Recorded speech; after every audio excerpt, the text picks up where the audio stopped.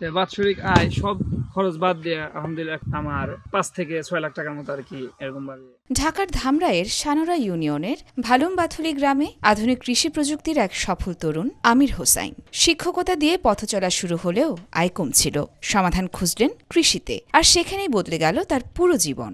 আগে যখন আমি শুধু মাদ্রাসায় শিক্ষকতা করতাম, আপনারা সকলেই জানেন মাদ্রাসায় শিক্ষকতা এবং মসজিদে ইমামতি সাধারণত বেতন একটু কম হয়, সেগুলো দিয়ে আমার একটু চলা কষ্ট হয়ে যেত।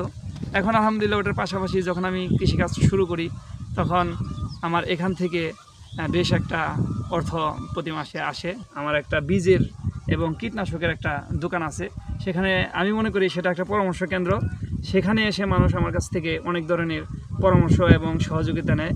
আমি নিজে অনেক কৃষকের জমিতে গিয়ে তাদেরকে একদম সরাসরি দেখিয়ে দিই এবং ভালো মানের বীজ এবং কীটনাশক তাদেরকে আমি দেওয়ার চেষ্টা করি। কৃষি অফিসের পরামর্শে আমির শেখেন মালচিং প্রযুক্তি।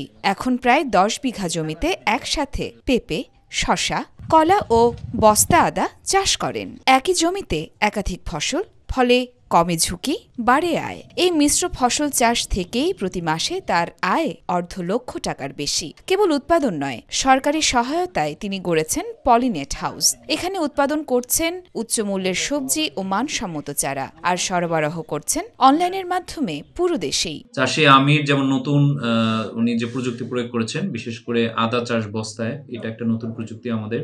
তো এই প্রযুক্তিটি গত 2 বছর ধরে উনি যেমন কলা বাগানের ভিতরে বস্তায় আদা চাষ করেছেন, প্রায় 1000 খানেক বস্তায় উনি আদা চাষ করেছেন।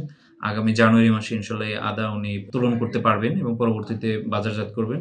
মশলার উন্নত জাত এবং প্রযুক্তি সম্প্রসারণ প্রকল্প থেকে একটা পলিনেট হাউস করে দিয়েছে 2 লক্ষ টাকা। এখন উনি এইখানে প্রাকৃতিক দুর্যোগ সময় বৃষ্টি, ঝড় বা বন্যা হলেও নিয়মিত এখানে টের মাধ্যমে চারা উৎপাদন করতে পারে এবং চারাটা ধামরাই, সাভার এবং মানিকগঞ্জ, সিঙ্গার সহ উনি চারাটা সাপ্লাই দিতেছে। কৃষি কর্মকর্তাদের মতে আমিরের মতো উদ্যোগী চাষিরাই স্থানীয় কৃষিকে করবে আরও শক্তিশালী এবং কর্মসংস্থানমুখী। আধুনিক প্রযুক্তি, পরিশ্রম আর উদ্যোগী মনোভাব, এই তিনেই বদলে যাচ্ছে কৃষকের জীবন। আর আমির হোসাইন হয়ে উঠছেন নতুন প্রজন্মের অনুপ্রেরণা।